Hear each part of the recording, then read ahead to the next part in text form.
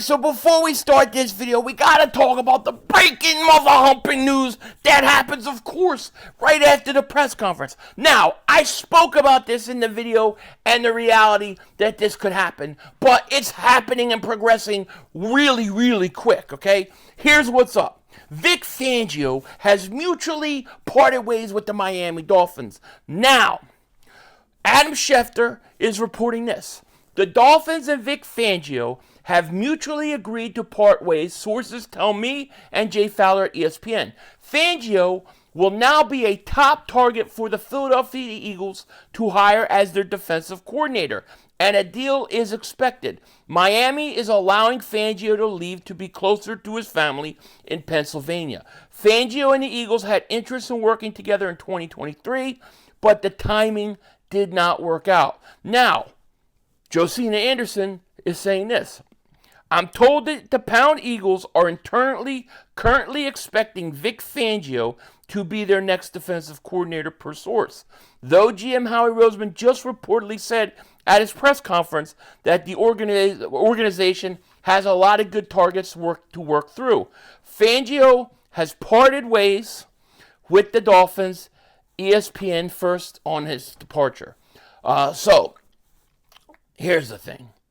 They love Vic Fangio's style of defense. They wanted Vic Fangio last year. As I said in this video, Vic Fangio is going to wind up being the Eagles' defensive coordinator. Watch. I expect it to happen. Me, on a personal note, I guess if you're going to run Vic Fangio's defense, who better to run it than Vic Fangio? I get it. I'm cool with that. Do I personally care for the scheme? Nah, not so much. But if somebody's going to run it, it might as well be Vic Fangio. I would have preferred a different kind of scheme, but it is what it is. This is a definite upgrade. This is a veteran guy, and I don't think at the end of the day it's a bad move for the Eagles at all. If you're going to run Vic Fangio's scheme, you might as well have Vic Fangio running it. Now, let's get to the rest of this video. Somebody ask a real question.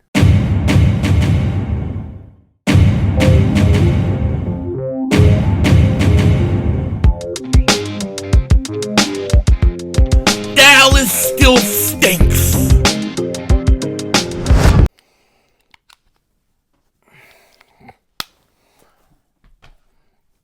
Yo, by the way, Dingbat here. Hope everybody's having a great day. Hope you guys are doing well. Hope you're hanging in there. So the Eagles finally had their press conference today as Howie Roseman and Nick Sirianni finally talked to the press to finally tell us what is up.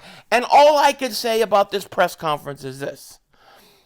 I got nothing answered what I wanted answered, to be quite honest, except for one main thing. And what was that main thing? That main thing was simple. It was the fact that the Eagles are going to get an offensive and defensive coordinator in.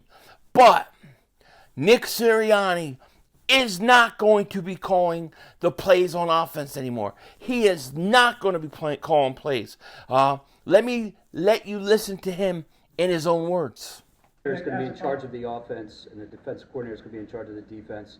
What is your role going to be? The head coach of the football team. What does that entail? How does it change? Yeah, I guess it'd be this very similar to what's going on right now. Does that mean I'll sit more into defensive meetings at times? Maybe, right? Instead of always being in an offensive meeting, maybe I go to a defensive meeting here and there. But my job is to be the head coach of the team, not the head coach of the offense, not the head coach of the defense, not the head coach of the special teams, but be the head coach of the football team. And so that's building the culture. To be quite honest, that to me was the biggest thing that really came out of it. There were several things that I really wanted to have answered that I don't think were answered. Maybe the Eagles don't have answers for them, but they weren't really asked. For example, Nick, why was your team so bad at tackling at the end of the year? Why did basic things like tackling and fundamentals that you claim to work on so bad, why were they non-existent? Nick, why is it that the players seem like they quit on you? Why did they just looked like they didn't even want to be there at times. What was going on? Was there things inside the locker room going on that affected what we were seeing on the field? Questions like that. Nick, did the players go to you like A.J. Brown and Jalen Hurts and try to switch the offense? And were you willing or unwilling to do those things? Were you willing to listen to the players? I mean, just for starters, things like that. Hey, Howie Roseman, it was reported that T.J. Edwards wanted to stay in Philly, but you made no attempt to bring him back. Why was that? No questions like that. No questions like that. And I'm just keeping it real, and I'm keeping it honest with you. Instead, you got a lot of things like this being said. We got to reprove ourselves. We got to go prove it again. And so that's how I feel right now. That's how I'm attacking this offseason. That's how I'm attacking this upcoming season as we get ready for it. Just hungry to be able to prove myself again to Mr. Lurie and the faith that he's had in me, and Howie and the faith he's had in me, and the rest of the team and the city. So my main takeaways from this whole press conference is this. My questions were not answered. They weren't even asked. And I get it. The press doesn't want to ask certain questions because they don't want to try to go to NovaCare one day and scan their badge in and it don't work and they can't get in. I totally get it. But I still have a lot of questions about what happened this season. The second thing is this. Nick Sirianni is staying. Nick Kotite will be here next year. But exactly what I said was going to be the most likely outcome and scenario for him is now taking place. Nick Sirianni, Nick Kotite, is actually getting neutered, okay? Because he admitted he is not going to run the offense. He is not going to be running in defense, okay? He's going to be sitting in defensive meetings a little more than usual because he's not in charge of the game plans at all. He's just going to be the CEO. He is going to be the front man. He's going to be the coach, and he's going to just try to go around and manage all the personalities. Okay, and that's fine. Whatever it is. Some coaches don't call plays. That's their thing. They don't. Okay, fine. It is what it is. But I just hope that Nick Sirianni isn't coming out of this thing more handcuffed than he was already. You know what I'm saying? I would like to know. Because there were a couple things he said where he talked about the decisions for the coaching staff kind of sounding like it's coming from the front office. Nobody asked him, how much input are you going to have in hiring these offensive coordinators and defensive coordinators? So we just don't know. We just don't know. It's going to be really important that this team gets really good coaches. And I think that you should tend to probably seek out some veteran coaches. Now, the Eagles, they're saying that they really need fresh ideas. They really want fresh ideas. And knowing how Jeffrey Lurie thinks, knowing how Howie thinks, they're going to want to get top-of-the-line, revolutionary type offensive stuff going.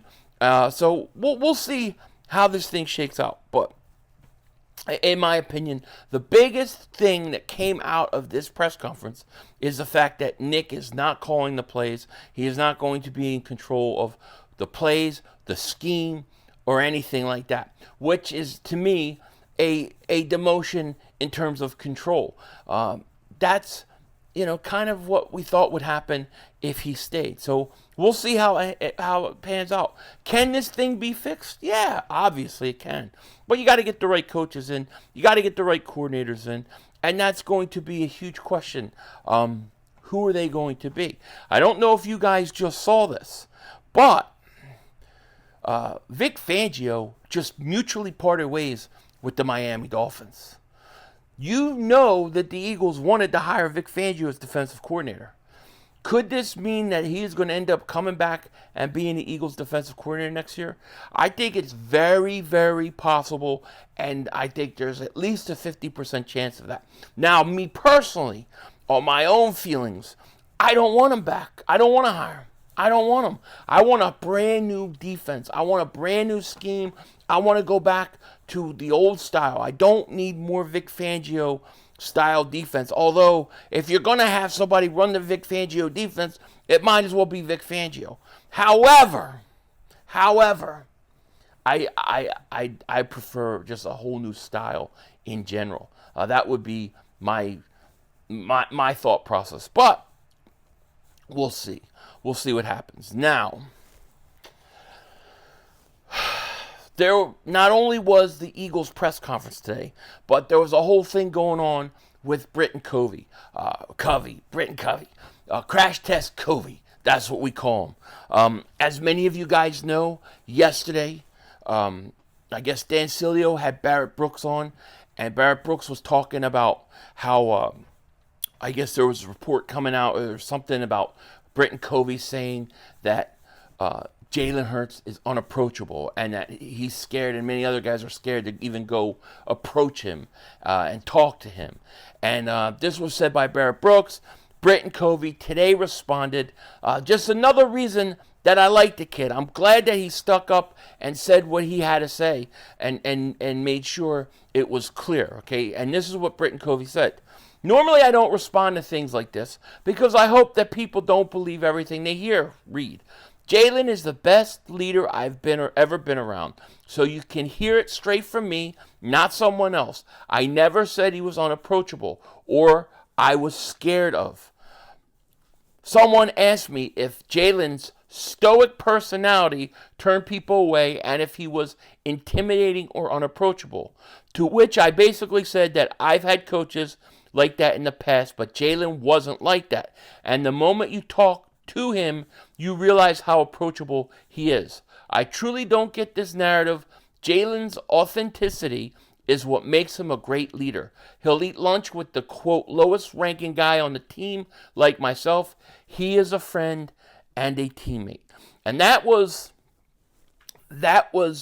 Covey's response to Barrett Brooks and what he said on Dan Silio's show. I'm glad that he spoke up for himself. I'm glad he explained what he believed. Now, I don't think Barrett Brooks, for everything I know of Barrett Brooks, he's a great guy. He's a great guy. So I don't think he was lying or he was trying to misrepresent what he's saying. I just think it probably just a confusion of opinion, because everything I hear about Barrett Brooks, he's a stand-up guy, and I don't think he would do that on purpose. So maybe just miscommunication or misunderstanding, whatever it is, But it is what it is. And what I like is that Britton Covey, who to me is one of the best returners in the game, is speaking up. I like that. I like when players come out and say what they mean. I honestly do. And I have no reason to not believe them. So I think that was a good thing by Covey. Now, we do have a situation where the offensive coordinator seems to be heating up. The Eagles seem to be going after these coordinators. Cliff Kingsbury got an interview with the Eagles. Sports Radio 94 WIP wrote this. He coached Mahomes. He coached Kyler Murray. He just coached Caleb Williams. This guy has got a lot of production out of quarterbacks. And that was from Joe Giglio, whatever. He's probably going to block me because I didn't say his name right, too. Is on the Cliff Kingsbury as next offensive coordinator. Now, he interviewed with the Eagles, as did Jared Johnson of the Houston Texans, the quarterback coach who worked with C.J. Stroud. He had a great year, a great friggin' year, and he's another guy. Now, these are two guys who are younger guys.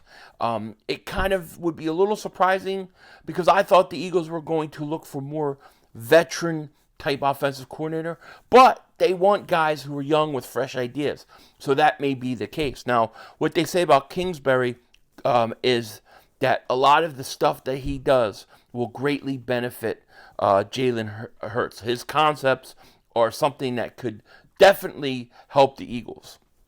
Listen, I'm open to anybody as long as they can help develop Jalen Hurts, get him back to where he was a year ago, and I think we'll be good to go. As far as the defensive coordinator spot, damn, I think Vic Fangio getting released by the Miami Dolphins is going to be where they're going to go, although I wish it wouldn't be. I think that you need to go to a whole new scheme, whole new style, and be an aggressive defense. That's what I'm looking for. So, all in all, I think the press conference today was exactly what we thought the press conference was going to be.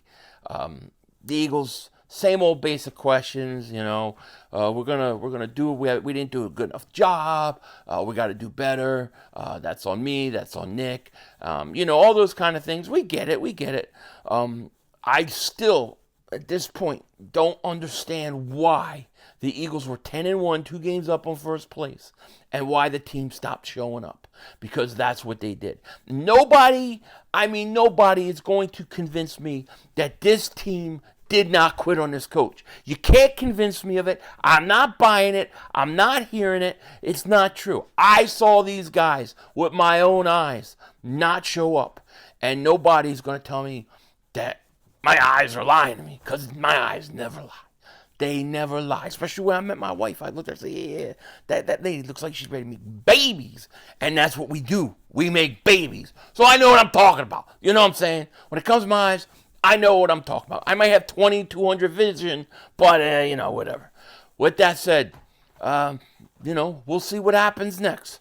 I'm curious to see who they hire, offensive coordinator, defensive coordinator, and then you're going to see a lot of positional coaches start to go. With that said, take care. Talk to you later. Of course, don't be a dingbat. Remember, it's still Howie Vision.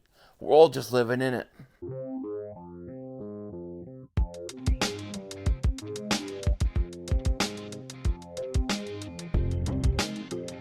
Right, 2 minutes to go. You have plenty of time. Come on.